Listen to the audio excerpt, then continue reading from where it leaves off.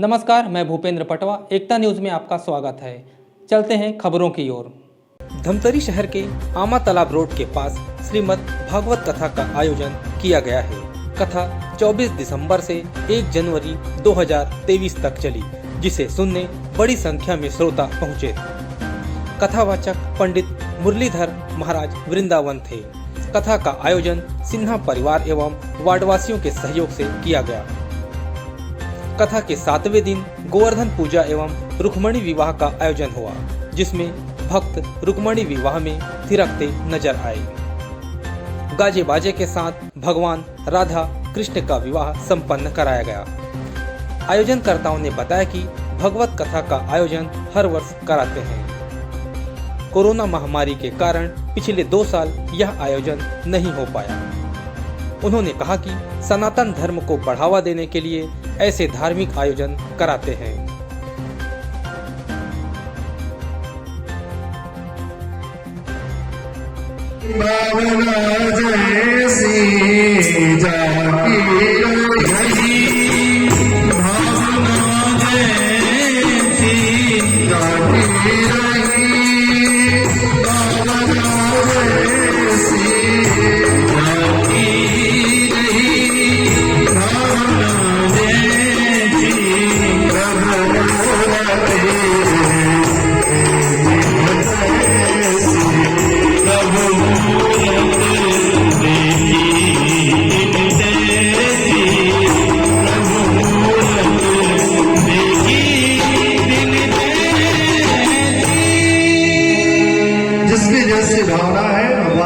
उसको दर्शन दे रहे थे। चारों मुष्टि कृष्ण को देख करके पुकारे कृष्ण बलराम को। कृष्ण बलराम मल्लशाला में कूदे हैं और महाराज चारों मुष्टि कृष्ण और बलराम से भिड़ा है। ठाकुर जी उठा करके पटके हैं। चारों और मुष्टि के जीवन लीला समाप्त। चारों मुष्टि जैसे मरा, कंस देख करके और घबरा गए। अब लग रहा है हम भी नहीं बचेंगे। सबसे ऊंची वाली गद्दी पर कंस विराजा है। चारों मुष्टि के मरते ही कंस का तनाव बढ़ा है। अब लग गया कि हम बचेंगे नहीं। मल्लशाला में धनुष रखा था। धनुष को जैसे छुए हैं ठाकुर जी, धनुष 2 टुकड़ा हुआ है। कंस घबरा गया। कंस को पता चल गए कि शिव जी बोले थे जो धनुष तोड़ेगा वो तुम्हें नहीं छोड़ेगा। अब तो धनुष टूट गया है। लग रहा है मेरा भी समय पूरा हो चुका। ठाकुर जी ऊपर पहुंचे हैं। सबसे ऊंचे वाले आसन पर बैठा कंस है। कंस के पास गए, केस को पकड़ करके खींचे हैं। कंस कृष्ण से बोले केस मत खींचो। ठाकुर जी बोले हैं मामा, जब मेरी माँ आपसे निवेदन कर रही थी कि भैया मेरे केस को मत खींचो, उस समय आपकी दया कहाँ गई थी? केस पकड़ के खींचे। चिंतन पहले से बढ़ा था। नारायण जी बताए थे काला काला होगा। जब से काले के बारे में सुने तब से चिंतन बढ़ा था और आज काले का दर्शन हुआ है।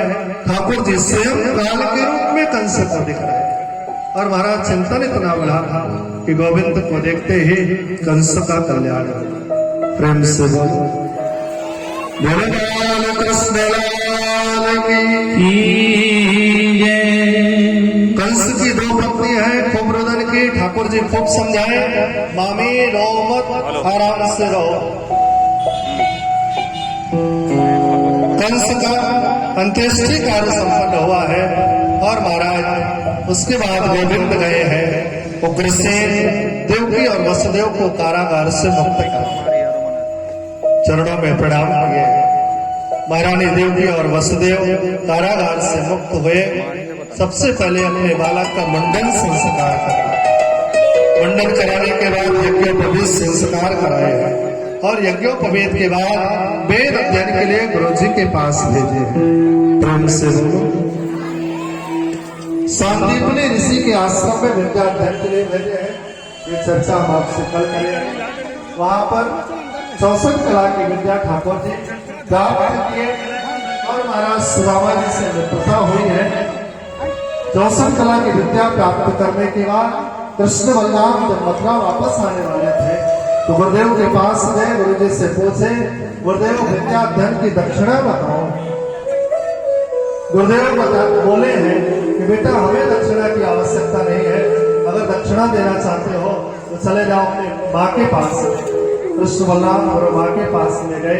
माँ, गुरुदेव बोले हैं कि दक्षिणा का आदेश करो। गुरु माँ बोली है, बेटा एक काम करो, अगर दक्षिणा देने की इच्छा है तो मेरे पुत्र को वापस ला करके दे दो। समुद्र में गुरु पुत्र डूब के मर गए थे, निवेदन किए मेरे पुत्र को वापस ला करके प्रदान कर। कृष्ण बलराम गए हैं, पांचजन्य नाम के संत से युद्ध हुआ है और वहां से छुटकारा दिला करके गुरु पुत्र को वापस ला करके कृष्ण बलराम माँ को समर्पित हुए। चरणों में प्रणाम किए हैं, सुदामा जी को प्रणाम किए हैं। कृष्ण बलराम मथुरा पधारे। दिन था, बिहारी जी अट्टालिका पर चढ़ के ब्रज की ओर मुख करके बहुत दुखी मन से बैठे थे। इतने में उद्धव जी पहुंचे। उद्धव जी प्रश्न किए, आज आप इतने व्याकुल क्यों हैं? आज आपका जन्मदिन है, कारण क्या है, दुखी क्यों है? महाराज उद्धव से गोविंद बोले हैं, उद्धव मोहि ब्रज बिसरत नाहि, मोहि ब्रज बिसरत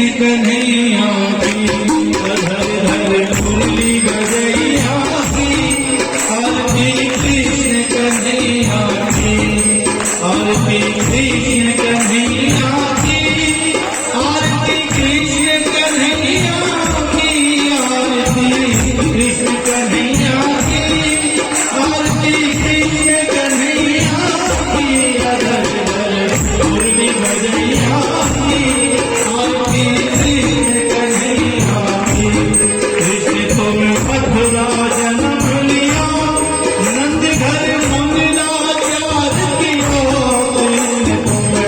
मथुरा जन्म लिया नंद घर मंगलाचार कियो यशोदा गोद गिरैया की आरती कृष्ण कन्हैया की अधर धर मुरली बजैया की आरती कृष्ण कन्हैया की कृष्ण तुम यशोदा के जैया श्याम बलदाऊ के भैया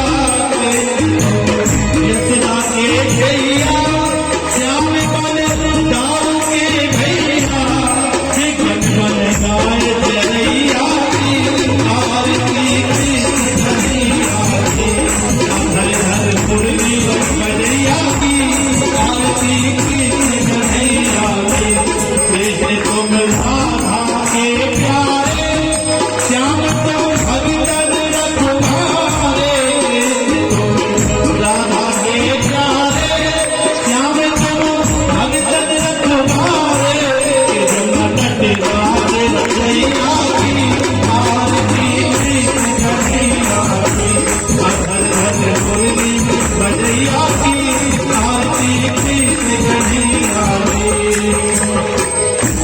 तुम अर्जुन के प्यारे श्याम तुम भगतन रखवारे तुम अर्जुन के प्यारे श्याम तुम भगतन रखवारे कालिया नंद भैया की आरती कृष्ण कन्हैया की अधर धर मुरली बजैया की आरती कृष्ण कन्हैया की आरती कृष्ण कन्हैया की यशोदा के जैया की आरती कृष्ण कन्हैया की यशोदा के जैया की आरती कृष्ण कन्हैया की अधर धर मुरली बजैया की अधर धर मुरली बजैया की आरती कृष्ण कन्हैया की आरती गाते रज के संत की मन में हो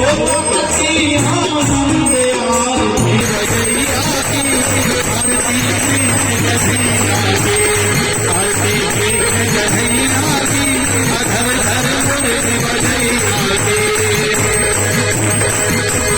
कर्पूरी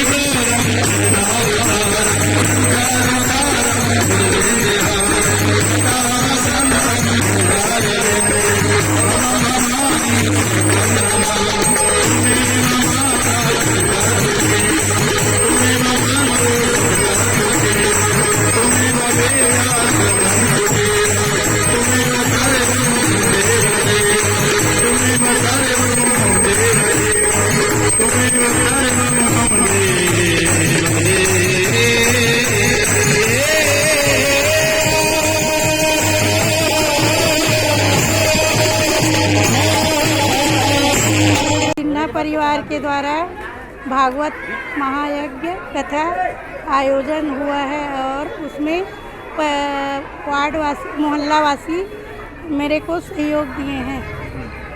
इसमें क्या क्या हुआ आज? इसमें आज रुक्मणी शादी हुआ है, जैसे हमारे छत्तीसगढ़ में होता है वैसी टाइप का परंपरा छत्तीसगढ़ के विधि विधान के अनुसार हुआ है।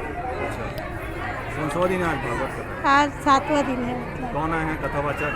कथावाचक श्री पंडित मुरलीधर महाराज वृंदावन वाले। मेरे वार्ड में भागवत कीर्तन का कार्यक्रम हो रहा है। भगवान श्री कृष्ण का समझो कृष्ण रसधारा इस मोहल्ले में बह रहा है। हर कोई सुबह से उठते हैं और भगवान के प्रवचन सुनने से पहले पूरे साफ सफाई करके पूरे लेडीसें तैयार हो जाती है और स्नान वगैरह करके श्री कृष्ण भजन के लिए बिल्कुल तैयार हो जाते हैं। और भगवान जी महाराज जी वृंदावन से आए हैं, बहुत ही सुंदर भागवत का प्रवचन करते हैं। आज भागवत में क्या क्या हुआ? कौन कौन सी कथा? आज भागवत में श्री कृष्ण और राधे जी का विवाह हुआ था। इसमें रुक्मणी जी का विवाह हुआ और बहुत ही उल्लास के साथ हुआ। बच्चे लोग राधा कृष्ण बने थे, कोई रुक्मणी बनी थी, राधा बनी थी, और बहुत ही अच्छे उल्लास के साथ नाच गाना बहुत शानदार हुआ कार्यक्रम।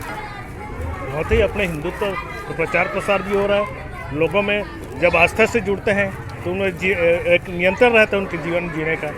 एक बहुत ही अच्छा, लोग बिल्कुल नियंत्रित होकर संतुलित होकर जीते हैं। यहाँ पे सिन्हा परिवार एवं वार्डवासियों के सहयोग से भागवत का कार्यक्रम आयोजन किया गया है। आज भागवत का कौन सा दिन है? कथावाचक कौन है? आज भागवत का 7वां दिन है और 7वें दिन कथावाचक है श्री मुरलीधर महाराज जी। और आज यहाँ गोवर्धन, सुबह गोवर्धन पूजा किया गया, उसके बाद 56 भोग हुआ। 56 भोग के बाद में रुक्मणी विवाह हुआ। रुक्मणी किस प्रकार से हुआ? रुक्मणी विवाह में हम छत्तीसगढ़ के पारंपरिक मड़वा का हुआ, मड़वा गड़ा के रखे थे और वहाँ पे जो टिकावन होता है, धर्म टीका जिसको बोला जाता है, वो किया एक मतलब पारंपरिक तरीके से किया गया, धर्म टीका का आयोजन किया गया। दूर दूर से श्रोता आ रहे हैं, जैसे मुजगहन, पलारी, ये आसपास जितने गाँव हैं और बहुत जगह से महाराष्ट्र से भी मिलने आ रहे हैं और कथा सुनने के लिए भी दूर दूर से लोग आ रहे हैं। यहाँ हर साल ये गौरव गौरी चौक है, हर साल भागवत कथा का आयोजन इस स्थान पे किया जाता है। और इस कथा कराने का उद्देश्य ये है कि आजकल जो बच्चे मीडिया वाले हो गए हैं, उनको कथा जानना चाहिए। जो हमारे पारंपरिक और सनातन समय से जो चला आ रहा है, वो कथा बच्चे भी सुने हैं ना, जो बड़े भूल रहे हैं उनको भी आगे याद रहे, इसके लिए कथा का आयोजन किया जा रहा है। एकता न्यूज़ में आज बस इतना ही। अगले बुलेटिन में फिर मिलेंगे, तब तक के लिए नमस्कार।